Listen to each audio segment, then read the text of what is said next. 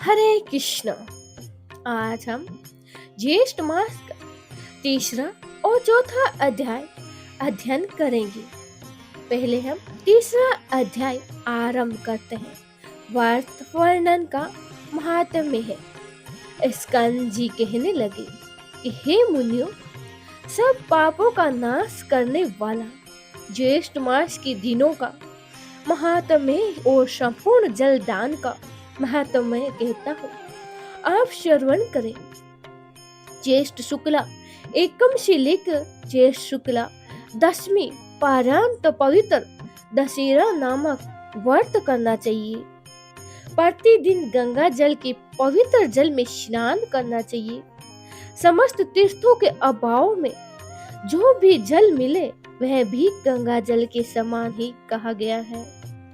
इन 10 दिनों में जो स्नान करता है वह 100 जन्मों के इकट्ठे किए हुए 10 प्रकार के पापों से मुक्त हो जाता है। इसमें कुछ भी अन्याय नहीं है। इन दिनों में अनेक प्रकार के दानों को भी देना चाहिए। इन 10 विधि पापों में 5 महापाप है और 5 लघु पाप है। इन दिनों में दिए गए सब दान अक्षय हो जाते हैं। हे ब्राह्मणों, ज्येष्ठ मास शुक्ल पक्ष की द्वितीया के दिन दोपहर के समय में प्रसिद्ध समान नामक कल्प प्रारंभ हुआ है।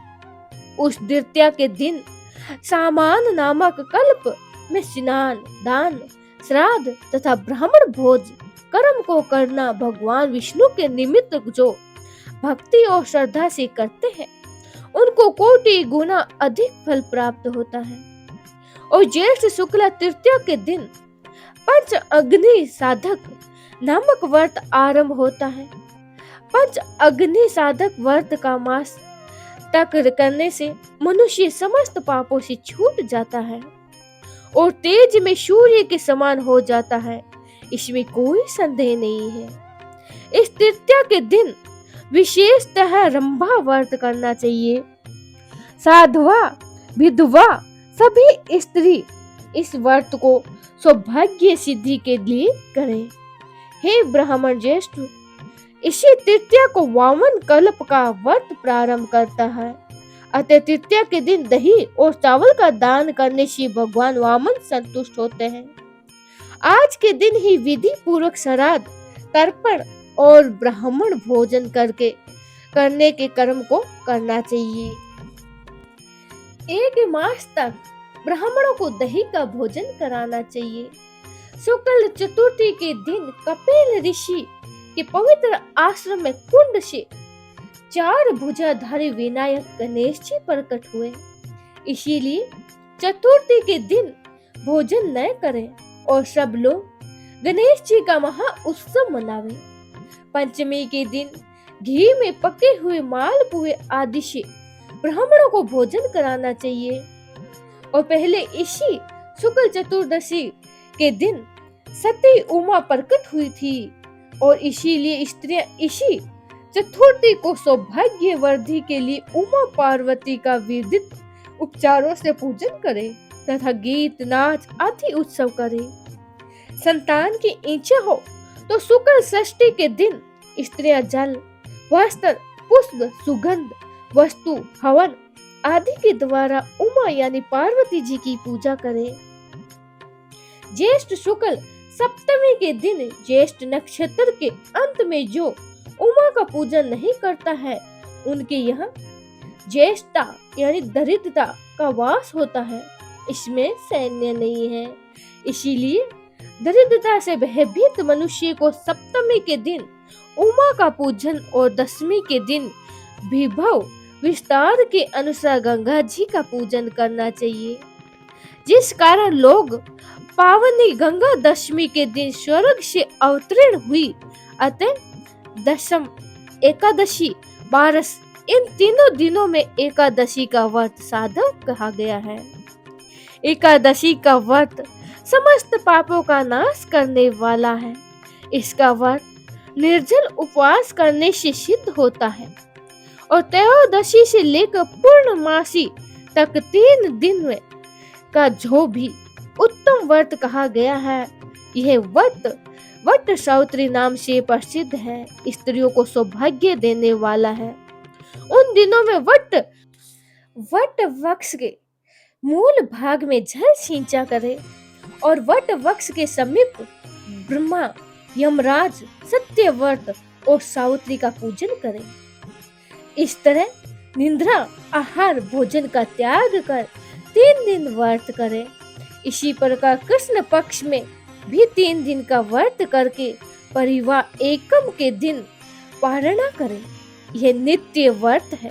स्त्रियां इस व्रत को सदैव करें और यह व्रत 1 वर्ष करने से सिद्ध होता है। ज्येष्ठ मास की पूर्णमासी ज्येष्ठा नक्षत्र से युक्त हो तो यह कोटि सत पर्व से भी श्रेष्ठ है। उस ज्येष्ठ पूर्णमासी के दिन मनुष्य अनेकों दानों को देवे। मैं उन दोनों को स्पर्श से करता हूँ। हे तपोधन, ज्येष्ठ पूर्णमासी के दिन कुकर्म कल्प आरंभ हुआ है, इसीलिए उस दिन स्नान, दान, तर्पण और ब्राह्मण भोजन जो पितरों के उद्देश्य से करते हैं वह परम पद को प्राप्त होते हैं।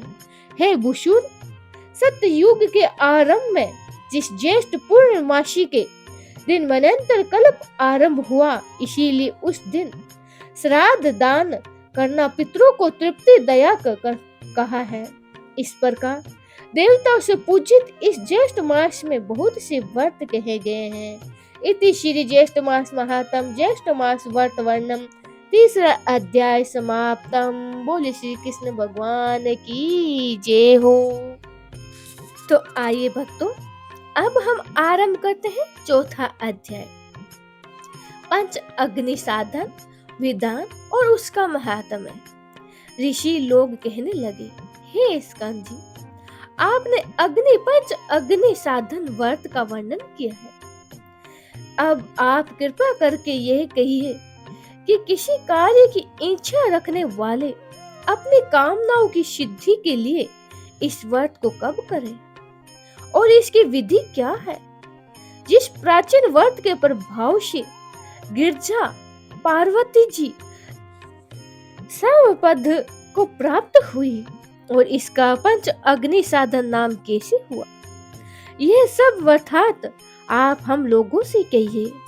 स्कंद जी कहने लगे कि हे विप्रो, पूर्व समय में जब श्री शिव जी भगवान ने कामदेव को भस्म कर दिया था, तब दीन वंदना पार्वती जी बहुत दिनों तक शोकाकुल रही।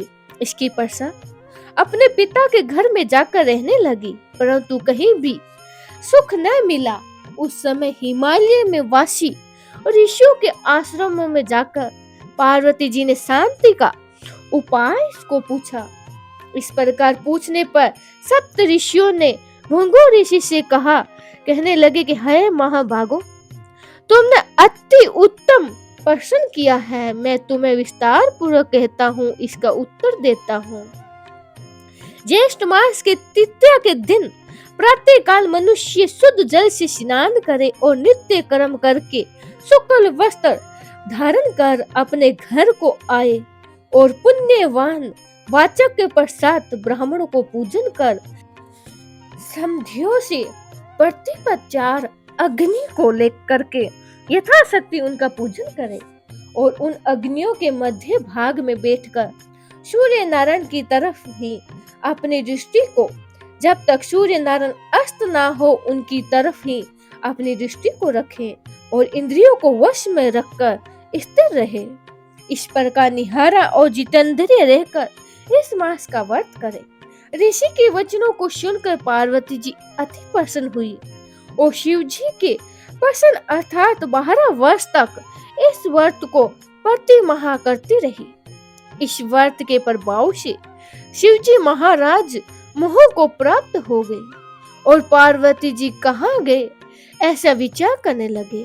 उन्होंने समाधि द्वारा पार्वती जी का तपोवन में होना निश्चय किया और आप शिव जी महाराज वनचर के रूप में उमा देवी के तपोवन में गए और तथा अनेक प्रकार के अमृत के समान मीठे वचनों से बोले। उमा देवी को समझाया, परंतु उमा देवी ने उनको फटकार दिया। तब शिव जी भी अपने वनचर रूप को त्याग कर अपने को शिव रूप में प्रकट किया।